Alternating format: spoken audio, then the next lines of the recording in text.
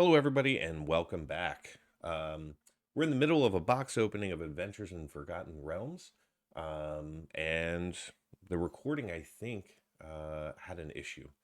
So, what we're going to do is we're still going to try and salvage this box opening. About halfway through, we haven't seen a ton of big hits.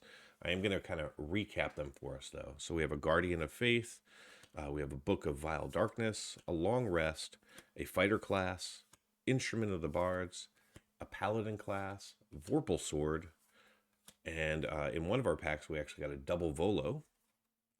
Then we've got an Orcus Prince of Undeath, a Demi-Lich, a Dragon Turtle, a Zorn, Hall of Storm Giants, and an Adult Gold Dragon.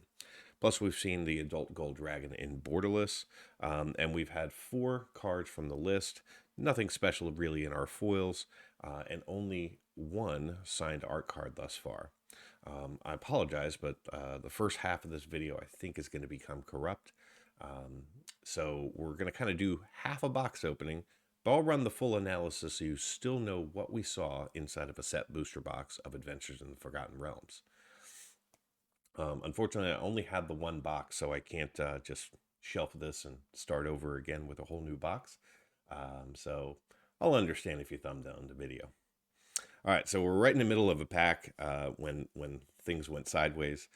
So this one has a +2 mace, a 50 feet of rope, a fly, an eccentric apprentice, clattering skeletons, double shocking grasp. Now in the middle, we're going to see a Dungeon Descent coming in from the land series, not a high value rare. And we have an angel token in the back. All right, so hopefully that doesn't happen again, and that this actually makes it to you all, and you can see at least half a box of this being opened. But there's no trickery, no extra value going on in there. Now, one of the things I did point out previously is that this set is one of the only Magic sets that does actually feature signed art cards, or a significant number of them, currently valued over $2. So in this set, there are 22 different signed art cards valued over $2. Who knew? I did. All right, we got an Owlbear, we got a Neverwinter Dryad, Scaled Herbalist, a Black Dragon, Choose Your Weapon, Brenoir Battlehammer with a Prosperous Innkeeper coming in. Very, very good card. Then we got a Tiger Tribe Hunter with Tasha's Hideous Laughter. So this is going to be pretty close to our most valuable card so far at $4.50. Then we got a Compelled Duel and a Tomb of Annihilation with the Atropole on the other side.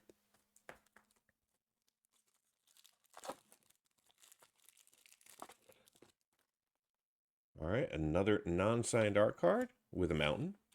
Then we're going to see the Celestial Unicorn, followed by a Paladin Shield, Devoted Paladin, the Steadfast Paladin. You find some prisoners, Hama Pashar Ruin Seeker with a Grim Wanderer, another Celestial Unicorn in regular frame.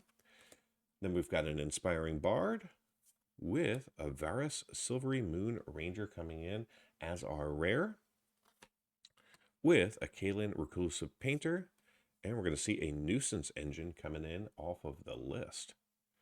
Very fun. So there's only technically 3 cards valued over $10 available to us in here, that, not including art cards that are signed. And that's going to be both of the Old Gnawbones in Borderless and regular frame, plus the Tiamat in Borderless. The Tiamat in regular frame is only around $6. So not expecting to see a high value return on this box. All right, so we kick off with Hama Pashar Ruin Seeker in Showcase with a Bulette, a Compelled Duel. Then we've got an Underdark Basilisk, a Plate Armor, an Ingenious Smith, followed by a Rust Monster. You Come to a River, Dungeon Crawler, and then we're going to see a Skeletal Swarming coming in as our rare, followed by an Intrepid Outlander and a Skeleton Token. Now, there are 2 commons that we're looking for that are valued over $1. They're both in black. It's Deadly Dispute and Feign Death. And then there are 4 uncommons valued over $1. 3 of them in white. We've got the Cleric class, the Moon Blessed Cleric, and the Portable Hole. And then we've got Wizard's class coming out of blue. All right, so there's Zorn in non-signed art form with a Rhyme Shield Frost Giant, Potion of Healing, the Celestial Unicorn, Priest of Ancient Lore, You Meet in a Tavern, the Prosperous Innkeeper, Skullport Merchant, Brazen Dwarf, and our rare is going to be an Asmodeus of the Archfiend. And I think we're going to see a second one. We're going to see Wait or White coming out of the Showcase series. And then we get a Great Axe with a Panharmonicon coming in from Kaldheim. Or Kaladesh, I apologize. Very cool to see a rare list hit that just recently got or somewhat recently got a reprint in Double Masters 2022. And maybe one other place, if I'm not mistaken. I'll double check. All right, there's a Gelatinous Cube. That was our one signed art card that we saw earlier. We got ourselves an island, a Baleful Beholder with a Spare Dagger, the Manticore, Feign Death. That's going to be common, valued over $1. Then we got a Bag of Holding with a Portable Hole. This is going to be an uncommon, valued over $1. Check for Traps. You hear something on watch. Eccentric Apprentice with a Minion of the Mighty coming in as our rare, not high value, with a Delver's Torch and a non-token minigame. All right, last pack in stack 2. Looks like we're going to have another minigame in the back. Another non-signed art card with a swamp.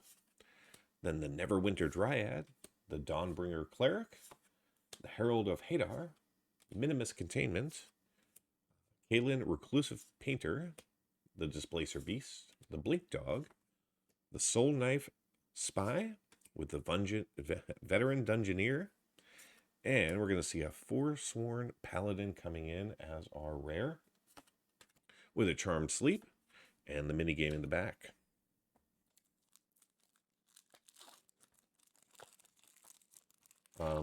There are 3 tokens, if I haven't said so already, currently valued over $1, and that's the Ice and Death, Frost Tongue, Vecna, and Boo, all valued over $1. So still keeping an eye out for those. Haven't seen them yet. So there's the Reclusive Painter in Showcase with a Zombie Ogre, the Precipitous Drop, the Clattering Skeletons. We got Curdle of Baldur's Gate, Split the Party, Keen-Eared Sentry, an Ingenious Smith, with Gralix Ithilid Scholar coming in as our rare. I think we got a second one too. We do. We're going to see a Mythic Azarek the Archlich. This is going to be valued just over $7, and this is going to be our new #1 hit. Then we got the Grim Wanderer and the Dog Illusion token. I'm a little under the weather. Got just a minor cold, I think. So I'm a little stuffy, so if my voice sounds a little bit off, and if I'm a little off on reading the cards, I think just the energy level's a little low in me right now because of the illness. So we got a Manticore here. You find a villain's lair. Kick in the door. You see a guard approach. Then we got a Wild Shape with a Druid class, Gretchen Titwillow, Underdark Basilisk, a Wandering Troubadour, and our rare is going to be a Treasure Chest with a Circle of the Moon Druid, and we're going to see a Felwar Stone coming in off of the list from Commander 2015. So we've gotten quite a few list hits in this box so far. I think we're up to 7. That's actually quite a bit, I think, for this old box. I'll try and go back and see if I can't find some other set booster boxes that I've done the full analysis on and do a comparison. So we're going to see an Arborea Pegasus, Fate's Reversal, Planar Ally, Ranger's Hawk, Guild Thief, Critical Hit, the Barbarian class. You find a Cursed Idol, Temple of Dragon Queen, and we're going to see a Meteor Swarm coming in as our rare with a Dawnbringer Cleric. And our token is going to be Zariel, Archduke of Avernus.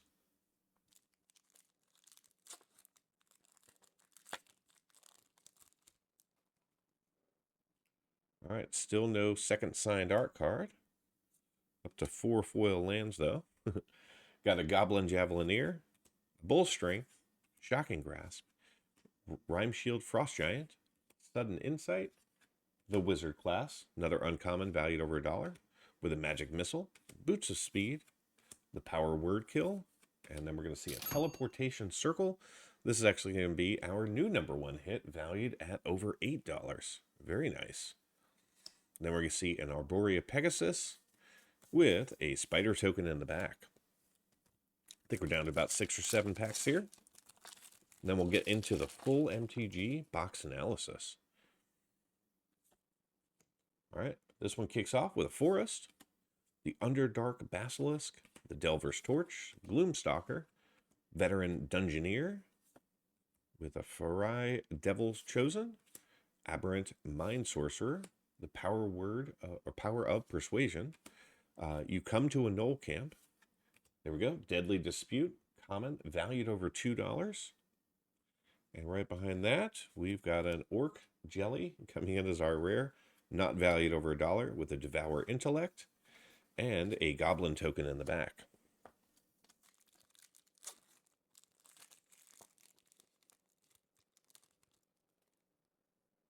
All right, still with one. All right, now we are going to see our second borderless minor dragon.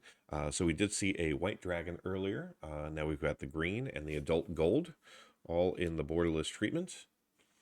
We've got an air cult elemental, clever conjurer. Then we're going to see a find the path, an iron golem, chaos channeler, burning hands, a spare dagger, goblin morning star, with Zerial, Archduke of Avernus, coming in as our mythic hit. Zerial is on the list at around $3.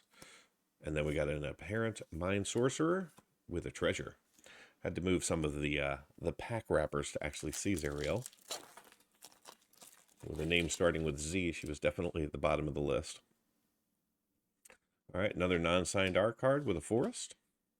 Then we got a Direwolf Prowler, Secret Door, Bar the Gate, Mordekaine's Polymorph, Feywild Trickster, the Trickster's Talisman, Lightfoot Rogue, you find a villain's lair, and we're going to see Eye of Vecna coming in as our rare. Did we get a second? I think we do.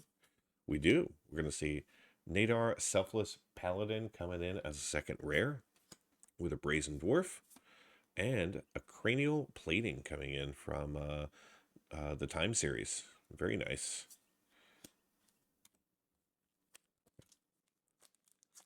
Now that can't tell if that's original Time Spiral or not.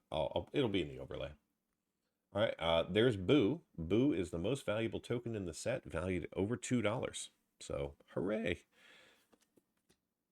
Then we've got ourselves an Island, followed by a Bulette, a Hill Giant Hedgegorger, an Owlbear, Neverwinter Dryad, Loadsome Trio, Loadsome Troll, Targ Nar Demon Fang Knoll. Say that 5 times fast. Then you got a Ray of Frost, a Reaper's Talisman, Bag of Holding with Zalto Fire Giant Duke. Then we've got ourselves a Long Rest rare coming in foil with a Boo token in the back. We'll put Boo down there. He deserves a little bit of love.